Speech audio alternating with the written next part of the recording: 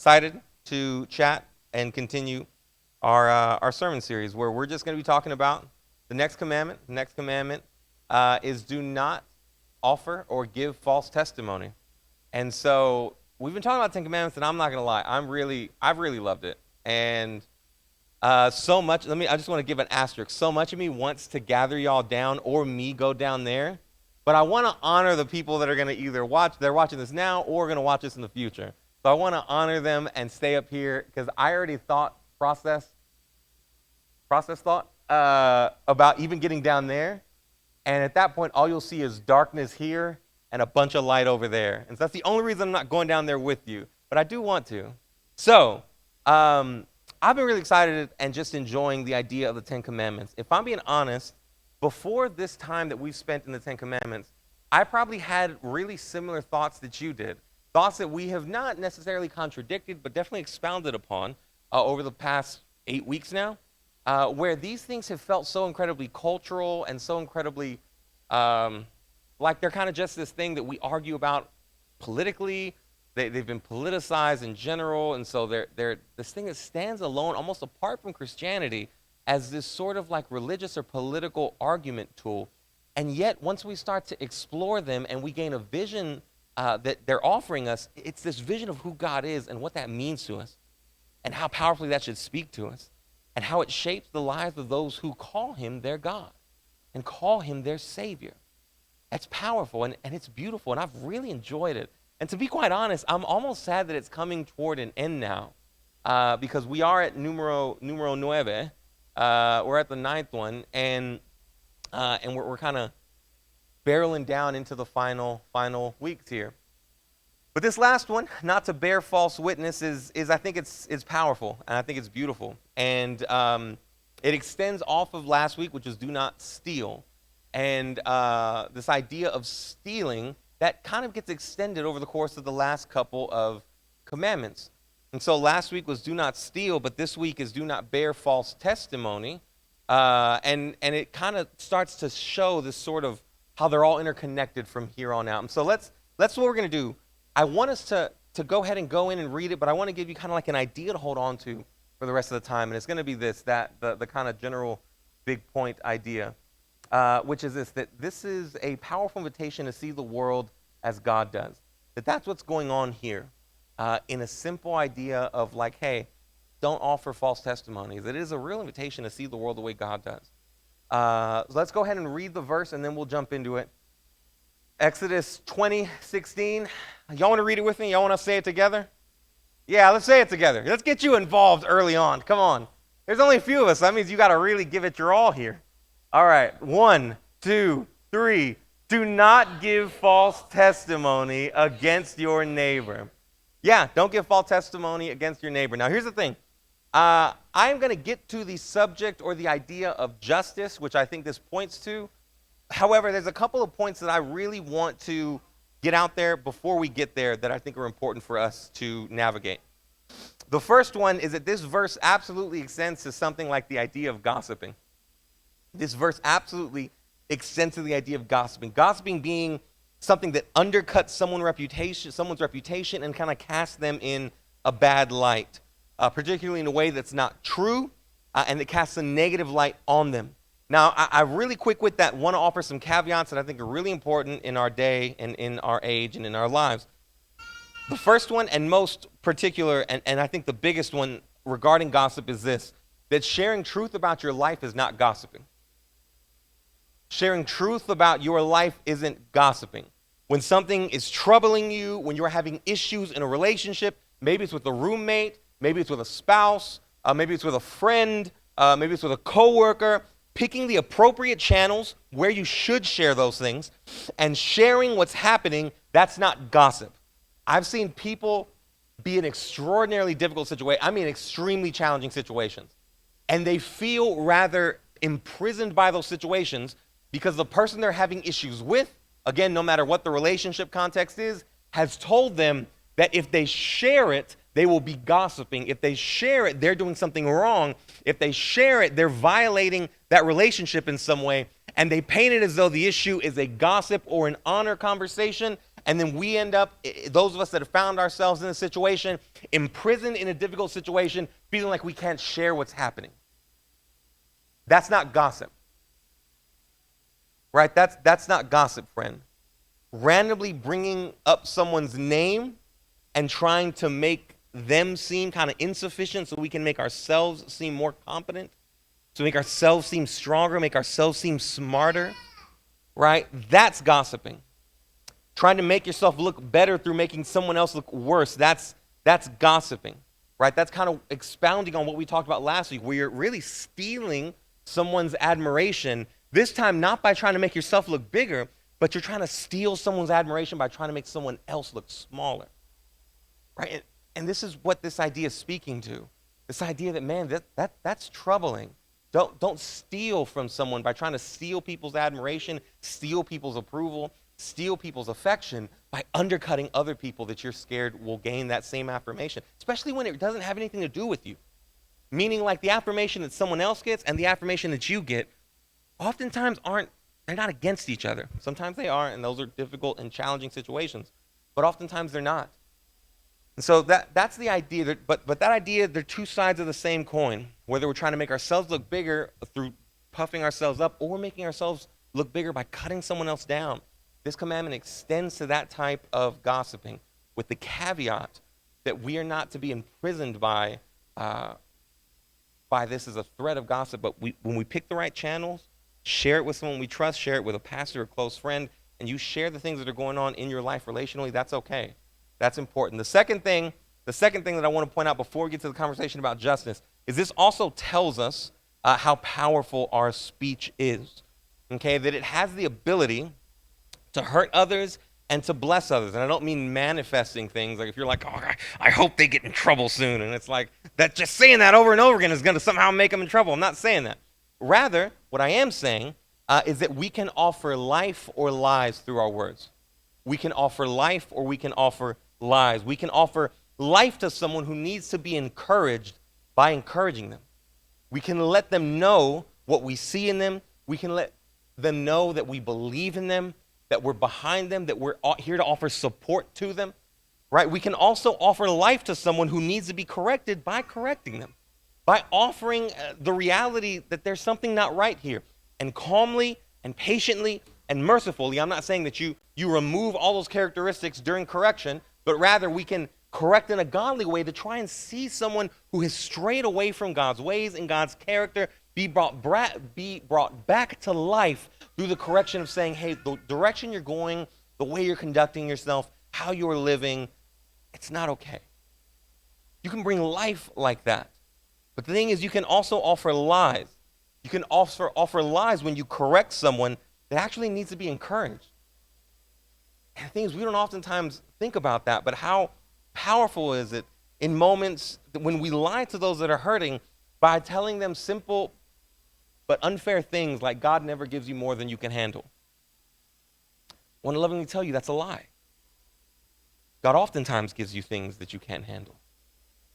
Most of the stories in the Bible are stories of people who could not handle the thing that God called them to. And in the midst of that story, what became evident and the point of the story, the main theme that was meant to go through the entire story, was not the insufficiency of the person, but the beauty of their God.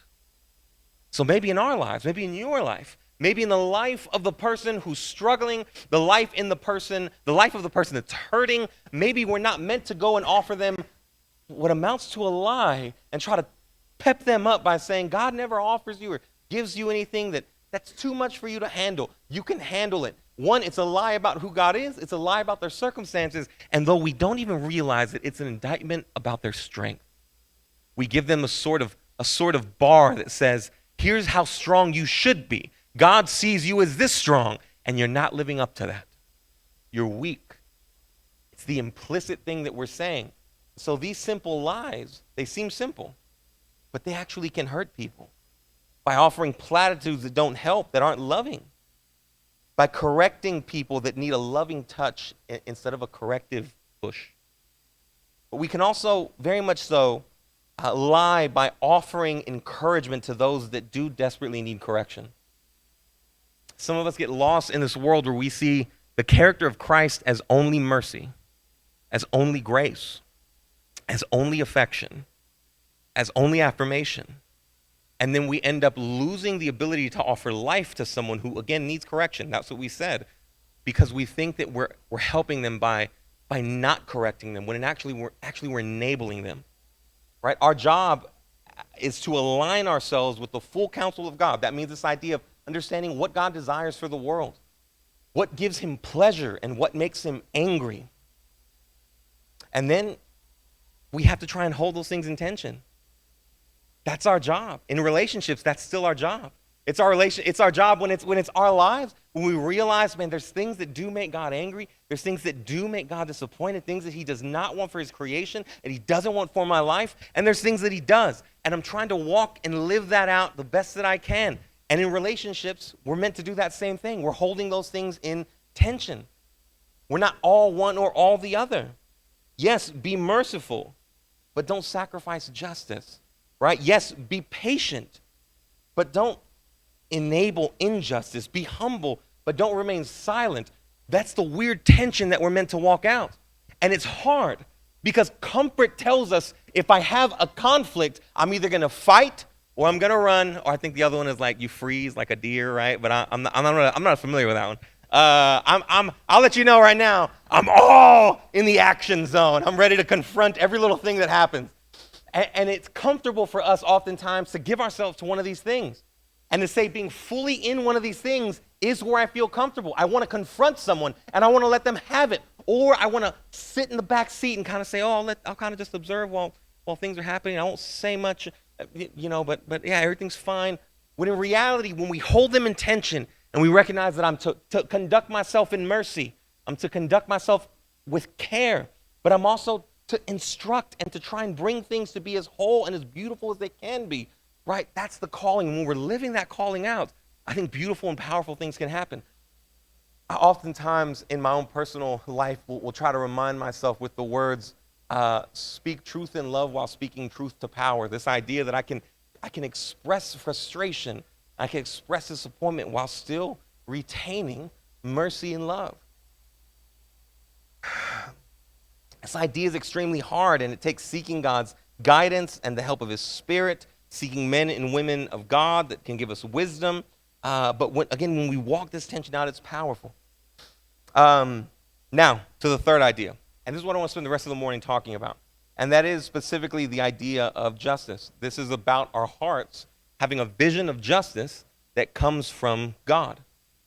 And so every resource I consulted, whether it was a commentary or a dictionary or a theological journal, everything I could do to try and see what was happening here. They all pointed at different things, subtly, but one theme they all settled in on. This is important, right? Here's the main gist of what's happening here. The main gist was that this commandment was meant to preserve justice. It was meant to preserve justice. Okay? In those days, with the absence of things like video evidence or DNA or audio that could be submitted to a court system, the judicial system of this time relied solely and exclusively on someone's testimony, on someone's witness. That is what all of justice depended on. It depended on whether someone was going to tell the truth about what they saw or whether someone was going to tell a lie about what they saw. And that's the entire building block it was all built on. And this commandment is, in essence, seeing that judicial system, seeing how vulnerable it is, seeing how important it is, and then finding a commandment that preserves it and protects it by saying you are not to ever offer false testimony, particularly in a judicial system. And what that looks like is saying, I want you to honor, I want you to value the idea of justice. I want you to value the fact that when someone who is guilty is enabled and preserved by someone lying on their behalf and they're unjustly set free, it's injustice. At the same time, when someone who is innocent is lied on and they are punished for something they didn't do, it's likewise injustice. But when people are able to offer the honest testimony of what they saw, then we can try to preserve the idea of justice to the best of our abilities, and that's the aim of God. That's God's aim. But I think before we even get here, probably need to take a step back and ask a simple question. What is justice, though? What is justice? And why does God value it so much? And why does God want you to value it so much? Why does God want me to value it so much? What is it? And here's the thing, the words used for justice in the Bible, they are almost all tied back to a simple idea. And it's the idea of making the right judgment. Some of them have the connotation of ruling. Some of them have the connotation of governing. Some have the connotation of making, kind of enacting almost like judgment as in vengeance. But they all tie back to an idea that's similar to making the right judgment. Right? This idea of doing what's best for yourself, the people around you, the community around you, seeking the wholeness of that community. And there is actual evidence, and I wanted to go full nerd on this, but I'm not. I'm resisting the urge. You're welcome.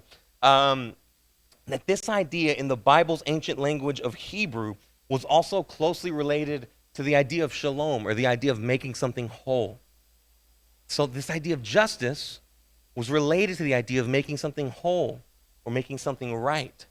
That's what this idea of justice is pointing to, making the right judgment so that the best possible outcome, so that wholeness, or as close to wholeness that we can get, is achieved. And this is exactly why it's so incredibly important to God, right? And it's why he desires for it to be so incredibly important to us. It's why it's so close to his heart. It's why he longs for it to be close to our heart. Because at the end of the day, one of his roles as God is that he is the judge. He's the judge. He is the judge, not a judge, but the judge. The judge whose voice is the most affirming and resounding voice above all the voices. And for some of us, whether watching or here, that can be really triggering because we have felt extraordinarily judged. We have felt harshly critiqued. We felt marginalized by people or by opinions. And so oftentimes, especially now, when we come into church environments, the idea that God would be judged is actually quite triggering and it's quite troubling.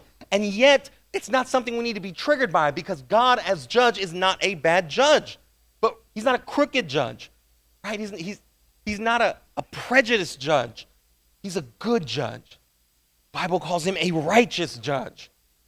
It means that in the midst of injustice, in the midst of heartbreak, in the midst of the brokenness and darkness that the world presents us, he as God, he as a righteous judge is always seeking and always finds what is best for the world and what is best for his people, best for his creation. That's the vision of the judge that we have in God. That if justice is making the right judgment and it's seeking to try and make things whole or as close to whole as they can be, and God is the righteous or the best judge, then it means in every single moment, in every moment of injustice, God is not crooked or persuaded or prejudiced, but the righteous judge seeks to make and does make the correct judgment that leads to wholeness. That's the vision of God's judgment that we're given in the Bible. That's who he is as judge. And do you see what's beautiful about this? You see what's powerful about this? That there is a God that sees you and loves you, and that he holds you in every moment of pain, and he stands before you in every moment of guilt. And that God who sees you in your pain, the pain that can come from the injustice and brokenness of the world, and the guilt that comes when we have perpetuated the darkness and the brokenness of the world. That God does not stand there seeking to try and figure out how to get back at you, nor does he try and marginalize or preserve the highest group in a sacrifice of those that are marginalized or weak or hurting, but rather that God that stands in front of you in those moments, he seeks the best judgment, and he offers and desires to come in and make things whole. That's the God that's before you in the midst of your own judgment. That's the God that's before you in the midst of the pain that you experience from injustice. It's so easy to forget why we believe that God is truly it's a beautiful thing that he's the righteous judge. It's a beautiful thing. Why? Because the God who seeks justice, the God who seeks to make things whole, the God who seeks to make things right, the God who will deliver the correct judgment when all of the opinions are scattered, We have so many voices and so many ideas about what things should be that God is one who can be trusted. He's one we can entrust ourselves to. He's one that we can lay our life before him and trust that he is a good judge. That if we're guilty, he's going to seek to restore. And that if we're broken, he's going to seek to make whole. That's the judge we worship. That's the God who declares himself the righteous judge. Now, hear me. I don't know how he's going to do it every time. I ain't going to sit here and be like, here's how he does it, because I don't know. I don't know. And here's the thing. I want to graciously try and remind you, you don't know. We don't know. There are times when this vision of who God is and what he's going to accomplish, they force us to look at a man who dies on the cross for the guilty and the guiltless, for those who are hurting and marginalized and those who have placed them there. It forces us to look and say, that's the ultimate expression of justice, because I don't know how it's working itself out in my life right now. And the Israelites had this issue too. There'd be moments where they were like, I want you to kill their babies. And God would come back and be like, I want you to protect the city of those people that you were wanting me to kill babies. It's hard. It's challenging. But I think that's exactly why it's so incredibly important, right, for us to understand the character of God. So that in the circumstances where it's teased out, in the circumstances where we're having to figure it out, we're not going off of the circumstances, but we're understanding the content of God's character. As things that are beyond us are worked out, things that we don't have control of are worked out, things that we don't understand are worked out, and yet we rely on the righteous judge. Okay, so that's what's the point. I think that's the biggest point here for this commandment is justice. That's the biggest point. And that's why he seeks to imprint it on our heart through this simple idea. Don't offer false testimony, right? He commands us to set aside lying, conniving, bitter, jealous hearts and to pick up and embrace advancing the cause of making the right judgment to try and bring wholeness and restoration. That's what this commandment does. Now, how do we do that? How do we do that? Well, I think the first thing is we have to understand that there are two justices that we're navigating in our world. Okay, the first one, or the two are restorative justice and retributive justice. Some of y'all have heard this language before, some of you haven't. But restorative justice and retributive justice, right? Restorative justice is that which makes whole, that which restores. It's in the name, restorative. Retributive justice is the one that deals out punishment, the one that deals out consequences, right? Retributive justice, to make retribution, seeking to make things right through the idea of making things even in some way, if that makes sense. Right? Now, right off the bat, I want to offer you some wisdom. Right off the bat. Retributive justice, usually the one that makes things even, is something we need to truly leave to God and the judicial system. The invitation of God to say, hey, vengeance is the Lord's, those type of little tidbits in the Bible, they're instructing us to leave the idea of retributive justice, giving out consequences, making things right by making things even. That is to be left to God, is to be left to a justice system, because the wisdom required to know how serious, how long, or in what way someone should be punished in response to what they've done is a type of wisdom that very few of us, if any of us, have. We don't have it. It's not overflowing. You're not the one propped up on a throne who people come by and say, hey, this happened. What do you think should happen? Right? None of us are equipped with the wisdom that it takes to be a righteous judge, to know what the exact right decision is, and to seek to make things whole through it, even when it feels like things are being made worse through it. When it feels, again, like things are being made right by being made even. Right? Especially when the stakes are high. This is not something we should be grabbing onto. It's something our hands should be off of, to be quite honest. And let me add this. I say that understanding that this is kind of a dynamic that I would love parents to think about. Parents here, parents watching, listening later. I would encourage us, and I feel convicted about this myself, to spend serious time thinking about what fair consequences and what fair punishments are. To use wisdom, to consult other people, right? Other parents, build a council of godly people to try and understand what is a fair consequence, what is a fair punishment, for the things that happen in our home when the kids truly fail to live up to really what God is calling us to and what the standards of your home are, right? Figure out a way to make a very wise and gracious decision in that. And if you don't know if a punishment is fair or if it feels fair, to just not do it. And again, I'm talking to me, not just you, I'm talking to me. To not do it. Because there's no better way to skew your child's vision of justice and your child's vision of the righteous judge than to continue to offer retributive justice that hurts them and hurts their vision of what justice means when it means to try and make something whole. And so that's challenging.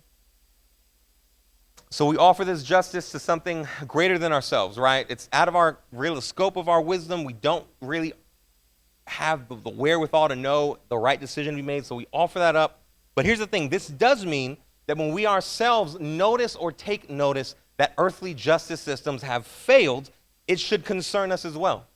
That if the wisdom of the earth and the wisdom of the earthly judicial system is failing, we should, again, take notice of it. Why? Because we value justice. So it's valuing justice, and when we are collectively able to see that something's not right, then all of a sudden we're able to express, or we should not be silent about it. Again, remember, be humble. Offer to God, offer to something above us, the fact that, hey, I don't have the wisdom to make every right call. I'm not supposed to be making every right call. I'm not supposed to be handing out consequences to everybody because I'm not smart or wise enough for that. But don't be silent. Don't look when things are clearly wrong and just go, okay, well, that was what they said. I guess that's it. I mean, that was clearly wrong, but I guess I don't care. I guess so you can do both. And again, when we're holding these things in tension, something powerful and beautiful does happen. I think on a practical level, right, if we think about a major worldwide thing, right, we think about George Floyd protests. And I want to emphasize protests because during that time there were not protests. There were riots and looting and people that had no value of justice because all they did was perpetuate injustice in the face of injustice. When they were running out with sneakers and TVs, right? Like, and trust me, I know the temptation to buy a pair of sneakers, but there's a time and a place. But that moment, right, was about elevating justice. And those that peacefully protested, man, that was a powerful vision of what it looks like to know, hey, this is something that's not in my hands, but I also know that it's not right. So I'm going to voice my concern about it.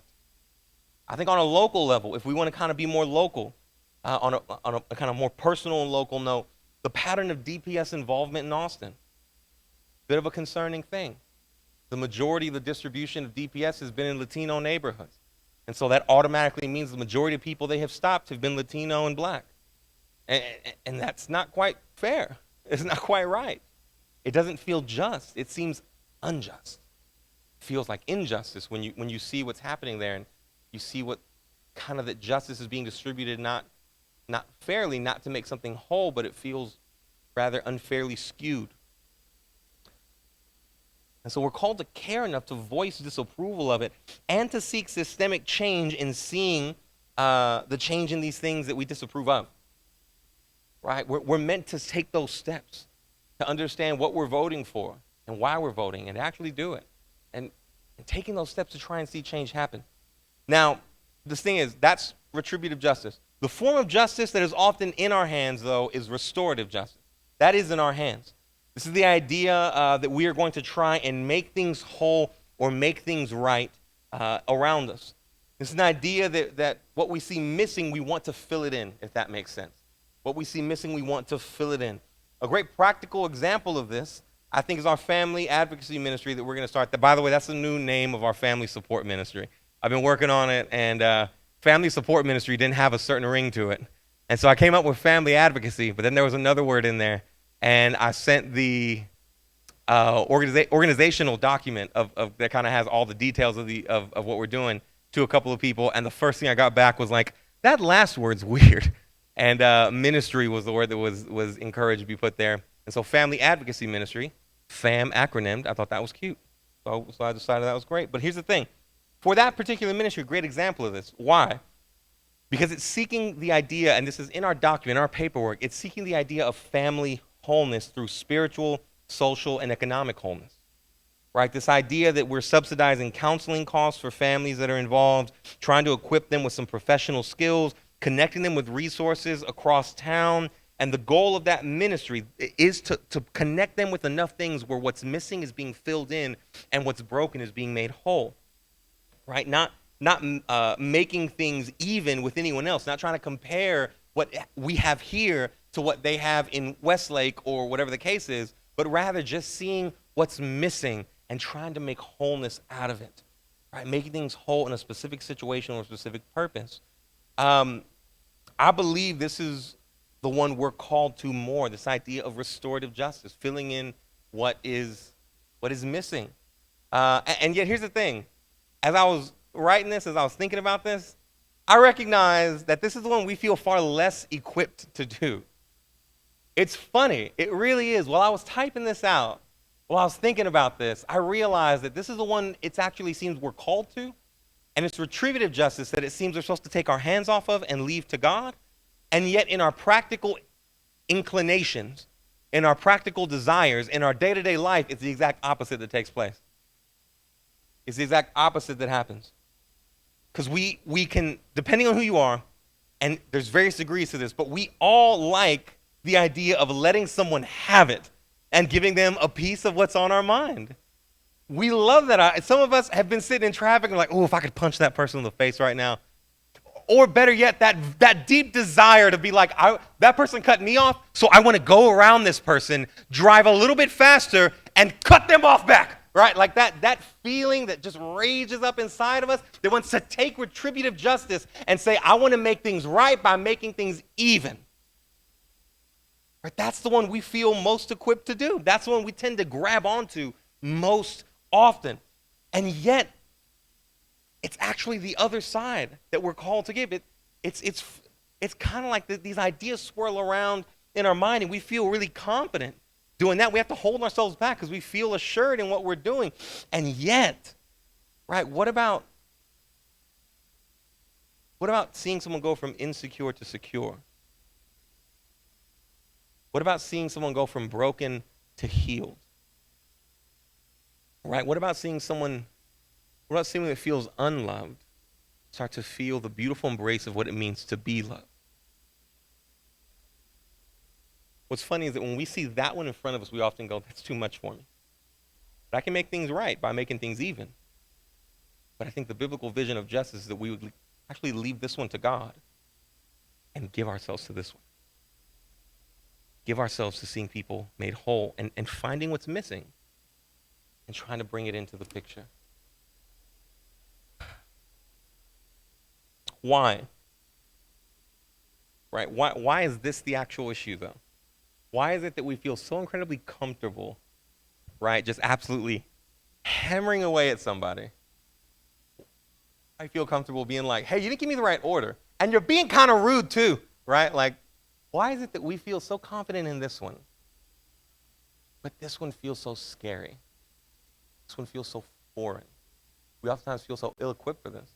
And I would argue, I would posit the idea before you. I'll just put it in front of you, right? You can disagree with it. It's just me. At this point, I'm pontificating now, right? I think it's because those that have experienced justice, that often offer the best justice. Those that have experienced justice that often offer the best justice. And you may actually kind of think that's backwards. Because oftentimes it's experiencing injustice that then leads to someone advocating for those that have been hurt. Right? It's understanding maybe what it was like to receive recompense that makes me like, maybe I'm not going to just yell at that person. Or maybe it's being on the side of the fast food worker getting berated that you then walk away going, I'm not going to berate fast food workers. That seems to be what we oftentimes think. But can I be honest with you? I don't think it needs or requires you being a fast food worker being berated to walk to a fast food worker and look at him and say, I'm not going to berate you. I don't think that's the original calling. I don't think that's the original requirement. Or else all of us would need to be in extraordinarily difficult situations in order to offer anything related or just even close to what God's vision of justice is. And so I'm actually not saying that it's here that we experience the justice, but rather It's those that have experienced the justice of God that offer the best justice.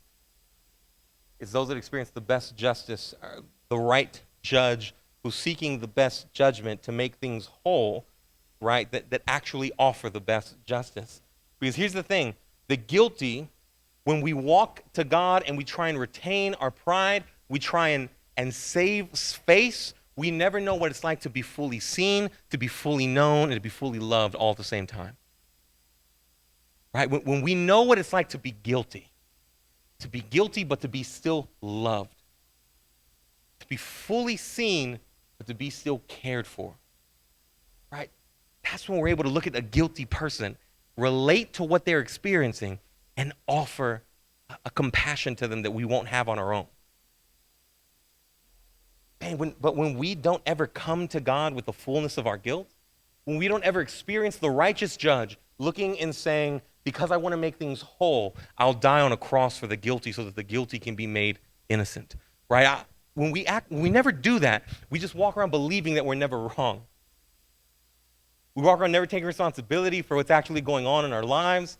We never actually can receive correction from people. We oftentimes, when we fail to experience the justice of knowing what it means to be guilty, but to be forgiven and loved, we walk around assuming that we have to be right, or else the ability to be loved is decreased. And so we hold on to every lie, every moment of pride, every little thing that we can, and we try and resist and separate ourselves from the idea of guilt or insufficiency. And I guarantee you, every single person that lives in that way leaves a trail and just a full-blown road of hurt people in their path. Because there's a bunch of pride and anger that can come through, but never any ability to look and go, my bad. I'm sorry. I'll take ownership of it. I'm guilty, but I'm asking for mercy, and I will change. I'll turn away from that which was evil, that which made God angry, and embrace that which makes him that he takes pleasure in, and my life will change, right? And when we experience that type of mercy, though, man, what a beautiful thing to know that I'm seen and known, but I'm loved. That's incredible. So we experience that type of mercy, and it can change us. I think one of the first times that this started happening for me is I got a $2,500 keyboard stolen out of the back of my car. I went over to a friend's house. It was in San Marcos. It was in one of the apartment complexes off of the Something Springs Road and Ocarina Springs Road. I feel really bad about that. I should remember that. I went to school there, but whatever. And I went to a friend's house. I spent the night at this friend's house. I woke up in the morning, and he was like, didn't you play somewhere last night? And I was like, yeah, I did. And then I was like, I never brought my stuff in. So I went to the car and looked at the car, and I realized, and I can say it now because I filed no insurance claims, that I completely forgot to lock the car. And a $2,500 keyboard, the first guitar that my dad ever bought me, I was 13 years old when he bought it for me, a bag full of musical equipment. It probably totaled about $3,500 worth of stuff, and it was gone. And I was so frustrated. I started freaking out. I drove home. I drove to my dad's house, and then I told him what happened, and he's starting to freak out. And the thing is, I sat down near the island of the house, the island in the kitchen, and I thought about the fact that like Jesus died for thieves, and there were thieves on the cross with him, one of which he fully embraces and invites to paradise. And thought about the amount of times I felt like I had stolen something. I'd never stolen that much, but I had stolen something. I had stolen things in my life. And in that moment, my anger turned to what I could honestly only describe as like worship. I, honest to God, was like, I can't believe Jesus died for people like this. And it slowly turned into, can't believe Jesus died for people like me. And the anger and vengeance that was burning turned into an honest desire for them to open my backpack that was full of musical equipment and just run into my Bible, which was also in that backpack. And they'd be like, I hope they read it, right? That's what you always say. I hope they read it. I have the Bible app on my phone. If they stole my phone, I hope they read the Bible app. But it turned into an honest desire for them to meet the Lord in some way. Now, here's the thing. I think this idea is true on the other side, though, that if the broken have never been healed, if those who've experienced injustice have never experienced what it means to be cared for, to be made whole, to receive some comfort, then likewise, individuals from this perspective will always look at those that are hurting and will always think they need to be forfeited, that pain that they're inflicting forfeits them, that it just disregards them, that they're out. Why? Because we end up looking at those that have been hurt, we relate and project our hurt onto them. We have anger and bitterness toward that person that hurt me, and so I project that anger and bitterness onto the person that hurt them, and the same way I wish that they would just be flung into the far reaches of hell, I likewise say I hope that person is flung into the far reaches of hell. And it's only when we've experienced the beauty of the Redeemer and the Savior comforting those that are broken and marginalized. Right, when we're the adulterous woman, if you will, to use a biblical example, and we're thrust before the eyes of people, and we're taken advantage of, and we're hurt, and we're shamed, and yet it's the Redeemer that steps in to say, I don't persecute you.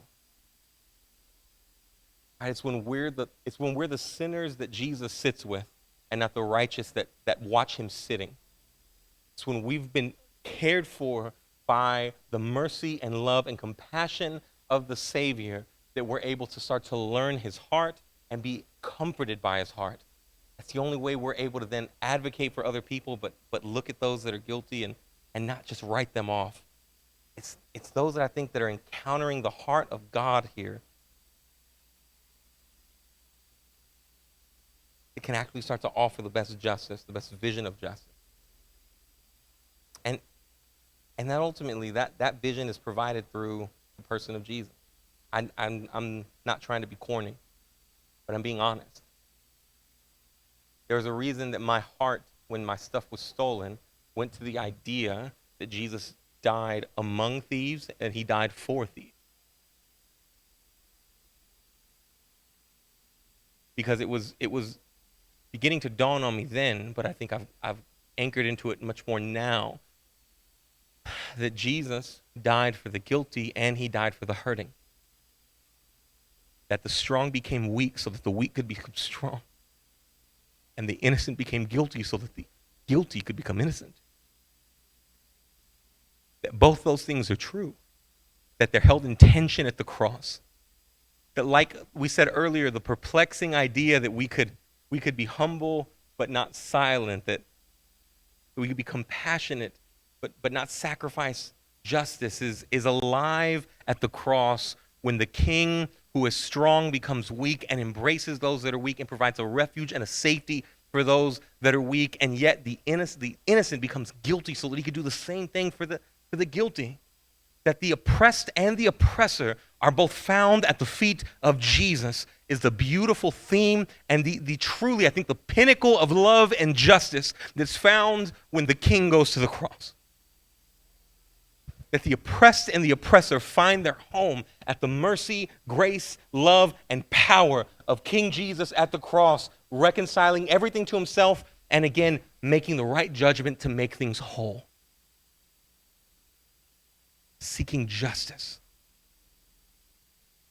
That's where me and you find our home. So easy is it to believe that it is actually the vengeance of our heart or the needs of our circumstances that are starting to tell us this is what it means to be whole, when in reality, and some of that's true, I'm not saying all that's not true, when in reality the first step to wholeness is not expressing our vengeance, nor is it finding resources. It's at the feet of the one who makes things right. Feet of the one who makes things whole. The feet of the one who sits, Matthew, who works for the Romans, and Simon, who's deathly against the Romans, sits them at the same table and says, "You're brothers now in me." Right? It's that vision of the world. Again, an invitation to the way God sees the world that we're invited into when we say, I want to value justice. What do you mean by justice? I mean making the right judgment to try and make things whole.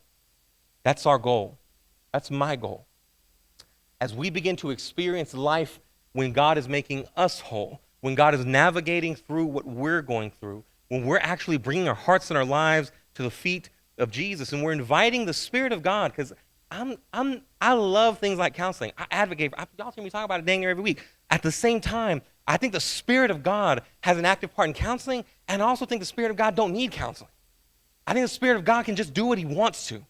And he has elected in some ways to work through things like mental health and mental health services. But at the same time, I think God can work through you today, actively deciding, I'm going to bring my heart to you and I'm going to vomit it out to you. And I don't know what's going to happen. I don't know where it's going to go, but I know that I'm vomiting it out to the righteous judge who seeks to make the right judgment and is going to aim and produce wholeness. That's our invitation. And that's why I say that I think that the beautiful introduction is saying I want to go offer justice is by us bringing our heart to Jesus today. By experience justice at the feet of the cross where the king dies for the oppressed and the oppressor to make things right. Now, a couple of practical takeaways in this.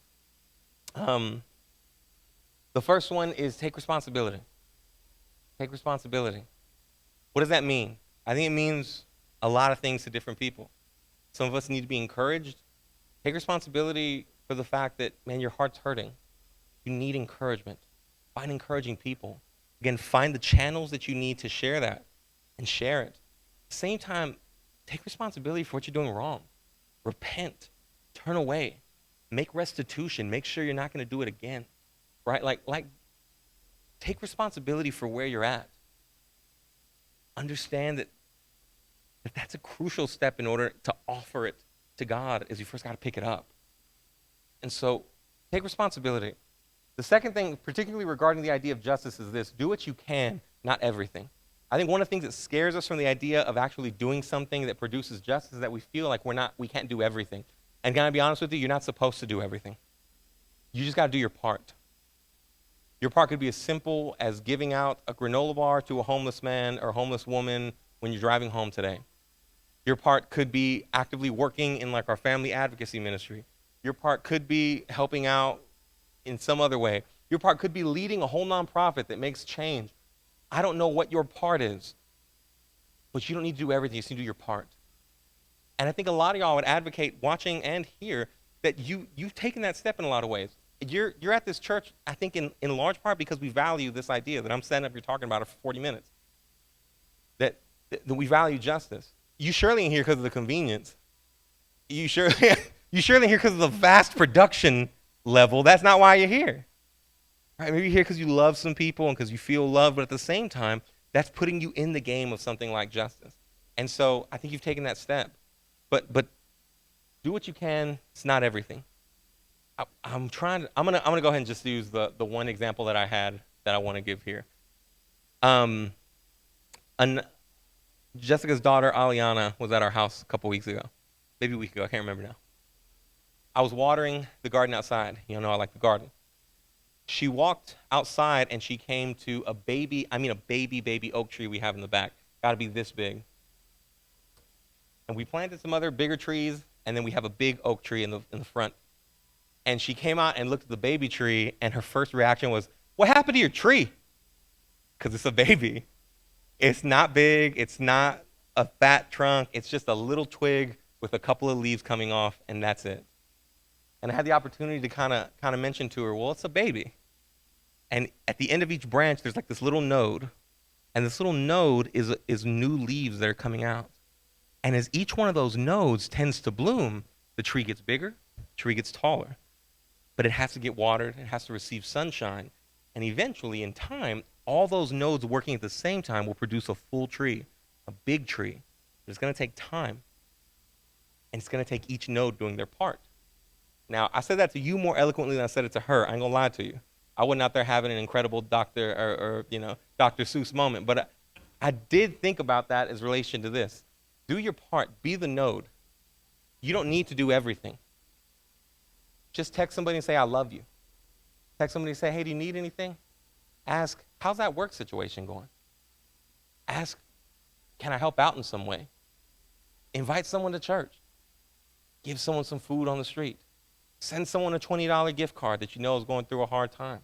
All the little things that seem like they don't do anything, Actually, a bunch of little nodes on a tree making a big tree that claims justice. So do your part, right? It's not everything, but do your part, and that'll be good. Last thing is seek counsel, which is just that idea of find wise people to speak into your life about things, whether it's sharing, whether it's those feelings of anger that come up when we're kind of like wanting the retributive justice, and we're like, I'm going to make that happen. You need someone to talk you off that cliff. Seek counsel. If you're on the other side and you are struggling in a situation that is actually hurtful and painful, seek counsel. Seek people that you trust. I gotta say, if the people you trust are like, oh, never leave that situation, you have to be there. That's not good counsel.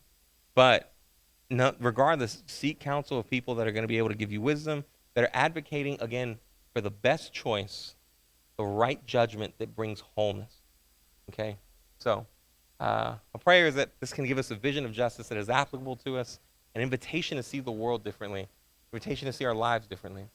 And so, let's pray. Father, thank you so much for your word today. Thank you for such a simple idea. Do not bear false testimony. Don't give false testimony. And yet, your invitation to us is to value justice. And that value comes directly from who you are. And so help us, Father. We love you. Help us to do that well. Help us to do that first by bearing our lives at your feet, at the feet of the King who died for the guilty and for the hurting, to bring us to you whole, to bring us to you loved, to bring us to you affirmed, forgiven. We love you. We thank you. In Jesus' name, amen.